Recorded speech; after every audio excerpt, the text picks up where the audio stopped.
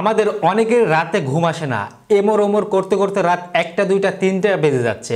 পাশাপাশি আমাদের দিন দিন চেহারাও নষ্ট হয়ে যাচ্ছে ঘুমের কারণে, আরও বিভিন্ন জটিল বা কঠিন রোগও আমরা পড়ে যাচ্ছি। তাদের জন্য আয়ুর্বেদ সায়েন্সের বিশেষ 2টি উপাদান নিয়ে আমি আলোচনা করব, যা ঘুমের 1 থেকে 1.5 ঘন্টা পূর্বে খেয়ে নিতে পারলে 1 গ্লাস তৈরি করে ইনশাআল্লাহ গভীর ঘুম হবে।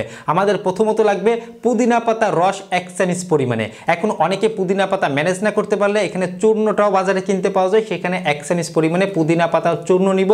আমরা 1 গ্লাস পানিতে গরম করব, একটু নামিয়ে যখন একটু উষ্ণ গরম থাকবে তখন আমরা 2 চামচ পরিমাণে মধু ব্যবহার করব। এখন গুলিয়ে নিব, নিয়ে আমরা ঘুমের আধা ঘন্টা 40 মিনিট বা 1-1.5 ঘন্টা পূর্বে আমরা খেয়ে নিব। ইনশাআল্লাহ আমাদের ভালো একটি ঘুম হবে। যারা ঘুমানোর জন্য স্বাস্থ্য নষ্ট করে ফেলছেন তাদের জন্য বলতে চাই, একান্ত সমাধান খুঁজে না পেলে একজন চিকিৎসকের পরামর্শ নেবেন, কারণ এই ঘুমের পিছে গভীর বা জটিল রোগও লুকিয়ে থাকতে পারে। ধন্যবাদ সবাইকে।